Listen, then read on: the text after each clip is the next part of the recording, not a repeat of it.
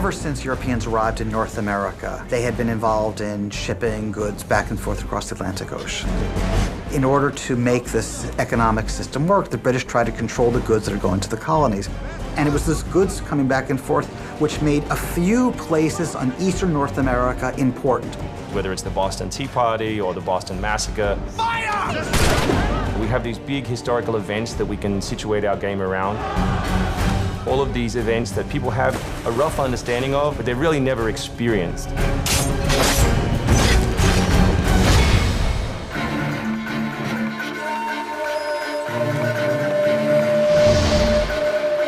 If you were to transport yourself to Boston in 1775, you would see a city vastly different from the modern city that's there today. Because Boston is really just a small town. Boston was the center of disaffection with British rule. It's the home of Samuel Adams. If you were a rabble-rouser like Sam Adams, and you needed something done that wasn't quite legal, you knew how to find the guys to be in the mob so that you wouldn't be caught afterwards. It was that kind of a city. The British long thought that Boston was the center of the problem, and if they could deal with Boston, the rest of the colonies would fall in line. Boston is the center point of the Revolution. It's where the ideas first circulated. It's where some of the most important moments happened at the beginning and spread from there. When the British closed the port of Boston, that's when the Revolution really started. They couldn't tolerate that. We had to go back and get our historian to find us accurate maps from the era of what Boston and New York looked like. These are actual replicas of the cities. If you're familiar with those cities, you should have that sort of eerie feeling of finding familiar sights. We really wanted to push the animations and just make it look like it's a real living world. As you walk through the crowd, you'll also see animals in the streets. They'd have a pig, they'd just clip his ear in a certain way, and they'd let him go in the street. And then he'd eat garbage, and then when it was time to eat the pig, you'd go and find your pig, and you'd slaughter it and eat your pig. We've got a lot of new ingredients that just bring a new, fresh feeling to the gameplay inside of the cities.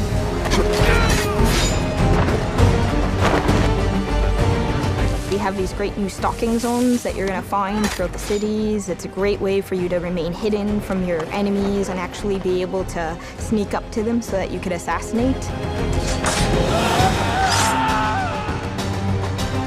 We've got this amazing dynamic weather system in, so we can see not just the time of day passing, but also going in and seeing the same environments, not just in the summer, but in the winter as well. Even though it's a much more condensed area in the city, you actually have to be more careful. There will be carts moving past, so as you're running along the buildings, escaping some snipers, you'll be able to just dive off into a hay cart that's driving past. You'll be able to jump out of that, free run quickly through the streets, through a building, and jump out the other side. See people inside freaking out as you run past through their kitchen.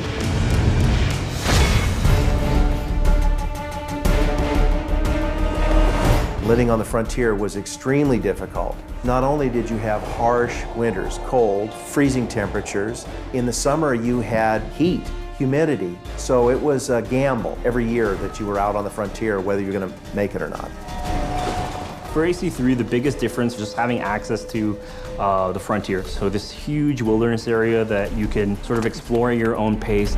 It's a forest, the navigation in a very new environment, in a very organic environment as well. In the frontier, you'll be able to navigate through deep snow, but also snow does impact your gameplay. It will slow down you as well as your enemies. Once we decided that we were going to build the frontier, we realized obviously we need to populate that area. So animals became a very big deal.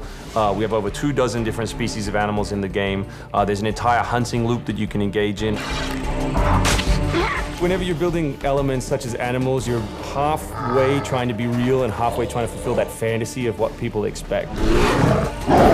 That's the important thing about the bear. It has to be something that when you see one, you're scared in the game because it's so difficult. Like, we have wolves and you should be able to take them down, but the bear's the big one. If you're a part of the push out into the frontier, you're dealing with animals on your doorstep every day and not many people to help you out. It's a very dangerous time. Games are built around challenge, so anytime you have a risk, whether it's the risk of animals, then this is something that allows us to build gameplay. One of the great new features we have in the frontier is the new tree running. Connor being really fluid and being able to navigate through the trees. The frontier is really our new playground.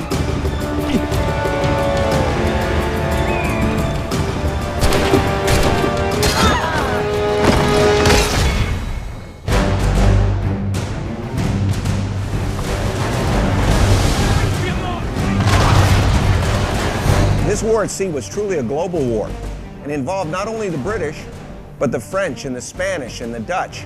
Naval engagement of that period was all about closing the distance. Boarding is the end game. You've got to be able to close with the enemy, get alongside, then get on board to steal his ship. You want to take that ship intact if you can, because that's where you get your prize. The prize is whatever is on that ship that you want. When the revolution started, the British had over 130 ships of the line.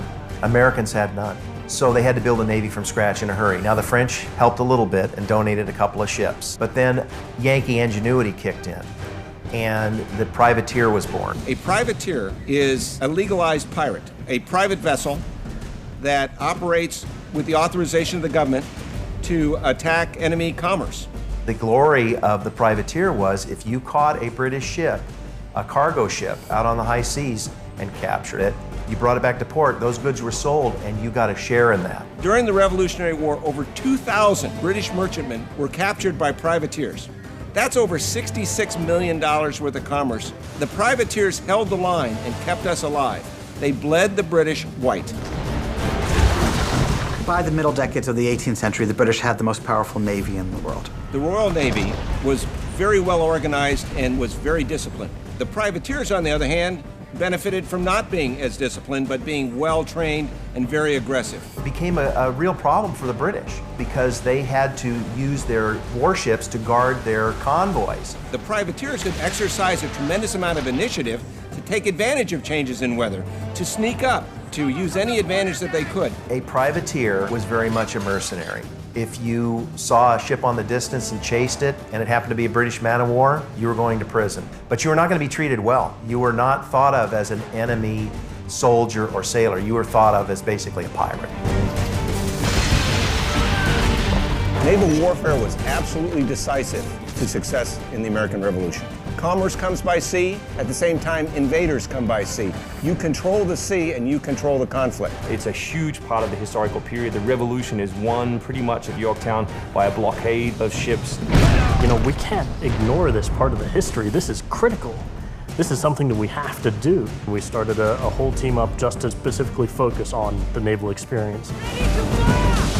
Naval combat has been a huge challenge. The technology of the wind, the water simulation has been a massive undertaking for the team. Initially, we didn't even think it was feasible because it's a big moving structure. It's a full simulation on the high seas where Connor is controlling a ship, he's controlling a crew as well, so he's kind of the master and commander on the ship. Very exciting. I mean, you are on a moving vessel that is very much part of the sea itself.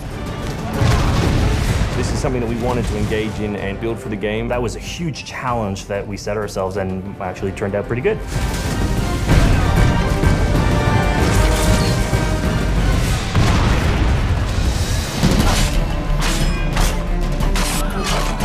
If you haven't played any Assassin's Creed games before, we really think this is a great point to get on board. It is a new story, it is a new character. This team is full of people who love making Assassin's Creed, who are delivering just an astoundingly polished and fun experience. As a creator, nothing gets better. To be frank, it just looks great. Seeing all of this coming together at the end, it's amazing. For new fans, really, this is about as good as it gets. It's by far the biggest and best Assassins yet.